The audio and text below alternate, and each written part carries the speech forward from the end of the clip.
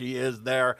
Patti Vasquez is currently scurrying across the state of Wisconsin in a vehicle. Hello there. Of course, Patti Vasquez, you can listen to her on WCPT in Chicago, 5 until 7. She's on the air here in Minneapolis, St. Paul at 9 o'clock at nights, and she's kind enough to join us today as we get ready for Election Day. What are you doing in Wisconsin? Oh, this is Adam Selzer. He's an author and historian from Chicago. Was actually on WGN News today to promote he has a virtual spooky haunted tour at 8 o'clock tonight. And then he jumped in the car, picked me up. We went to Kenosha and we knocked on 25 doors in Kenosha, Wisconsin, making sure folks have a plan to vote, answering some questions for people who are still on the fence. How are you still on the fence? I don't know.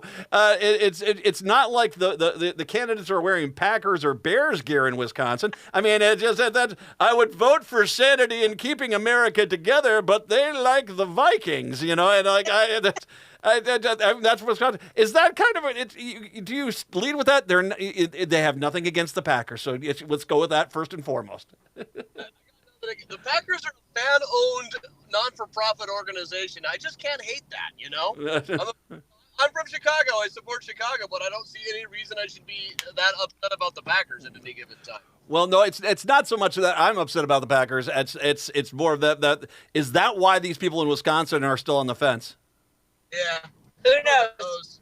Yeah, who knows? Look, I think there's a lot of traditional, families, people who grew up in Republican households. There's also, we just came from a heavily Latino populated neighborhood, and there are some Latinos running for conservative seats. Yeah. And so, we want to see ourselves in government. So I think that's going to be a little bit complicated in that area. So I talked to them about, look, my mom's from Mexico. She's 89 years old. If Trump wins, a lot of the support services for her and families like ours are going to go away. I mean, he said it out loud. He wants to defund Social Security. Yeah. He wants to privatize Medicaid and Medicare. So, I had those conversations. I talk about Declan, who my son who has severe disabilities, and Donald Trump has talked about how, basically disabled people are disposable when he told his nephew, why don't you just let your son die? He's too expensive for us with his disabilities.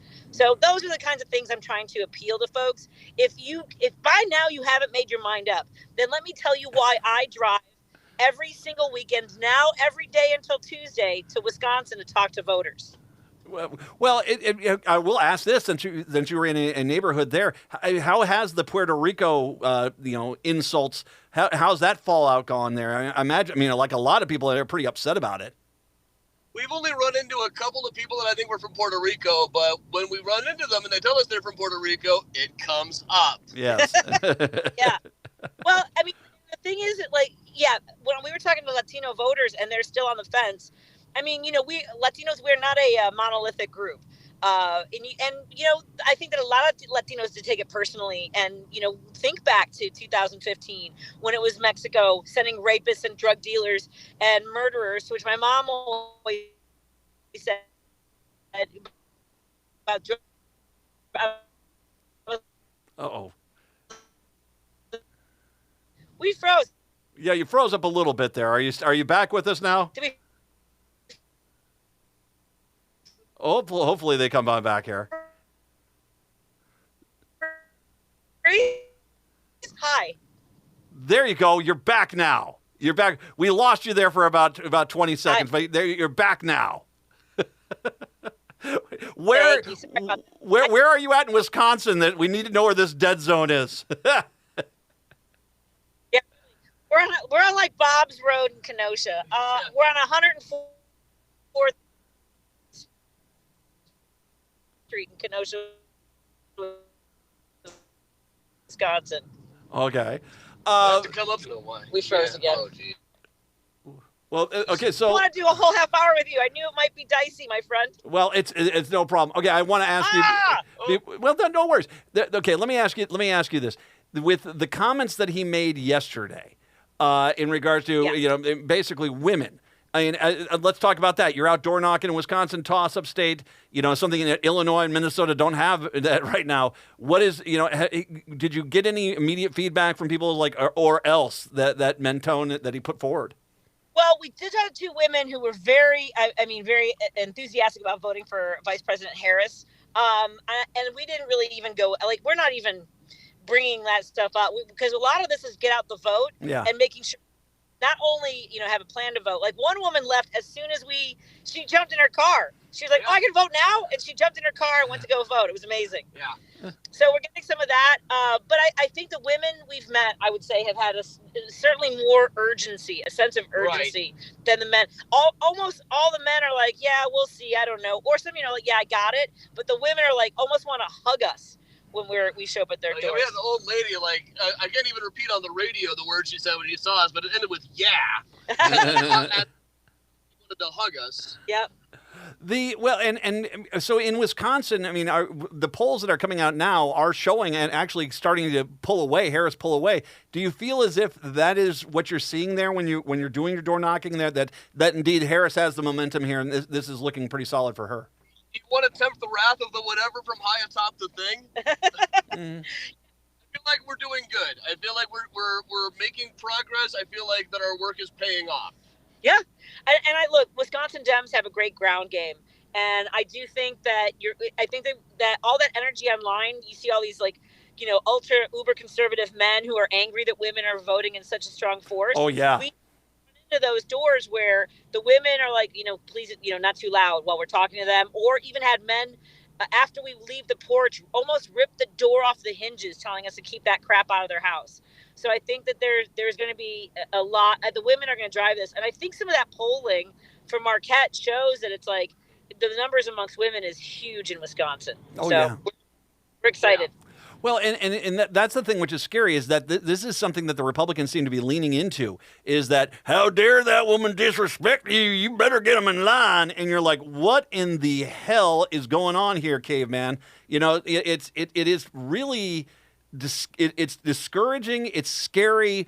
But this seems to be the sign of desperation. Well, if you can't get them to vote for us, well, then we're going to force them to vote for us. Yes. Yeah. I will say, if I found out that my wife was secretly voting for Trump, I'd be deeply upset, but not because of some tacit understanding that she should vote for who I say she does, just tacit understanding that she's a decent human being, It does make you question a few things. You really want to vote for him? Really? I don't tell you what to do or anything, but really? I do think it's going to be a thunderous victory, and that's what we need. And I think tempt the wrath of the whatever virus off the thing. Okay, all right, okay. What I'll say is this, though, is that I understand your concern. I'm seeing a lot of numbers. Those are just numbers are numbers. I'm seeing a lot of numbers which are that are undeniable, which are pointing to this. And the fact that Trump is bailing out a Penn State game, he's not even going to it. The fact that it sounds like they're pulling a lot of their ground game out of North Carolina, that tells me a lot of something going on there.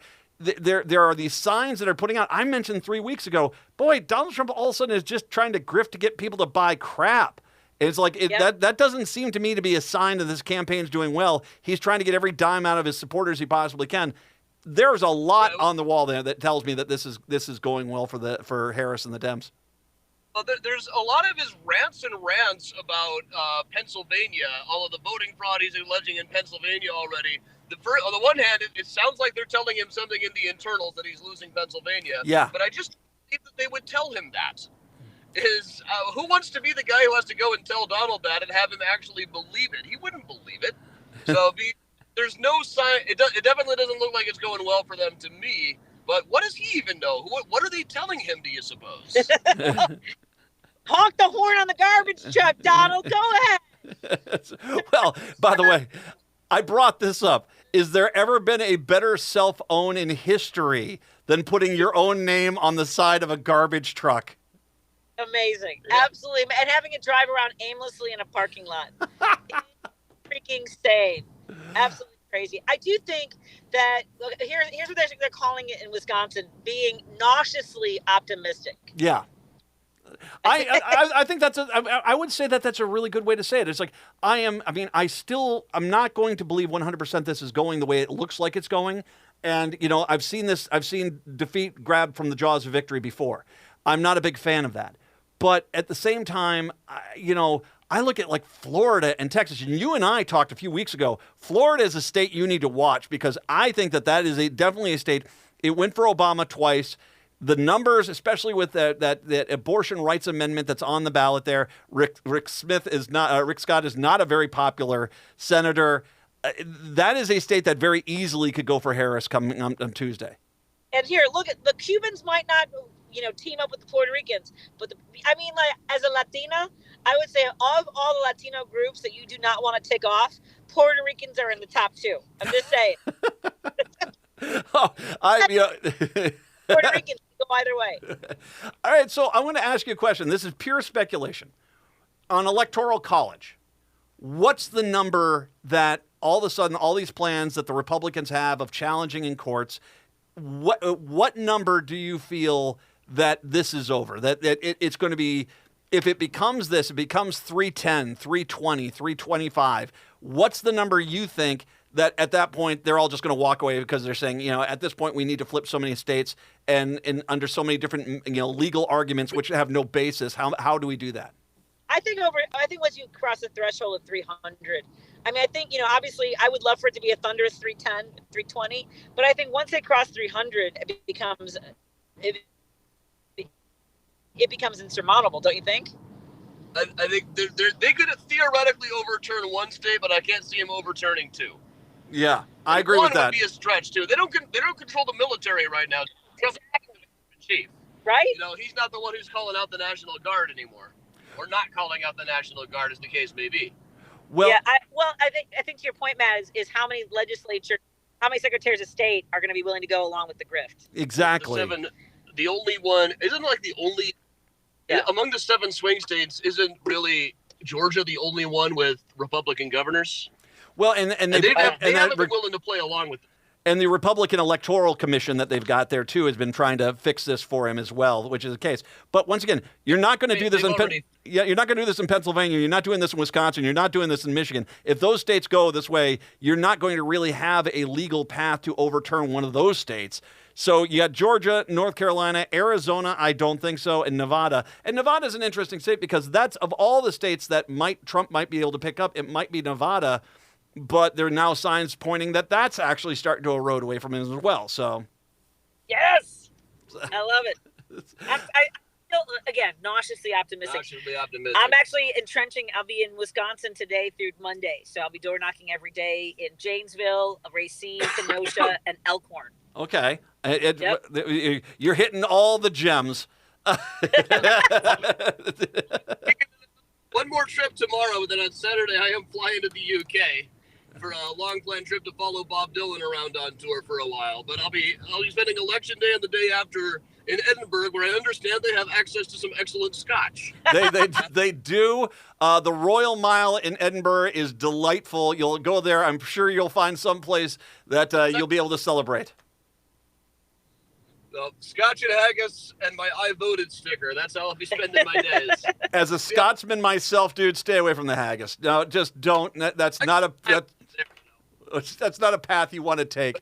You guys, right? What's that? Doesn't your state have lutefisk?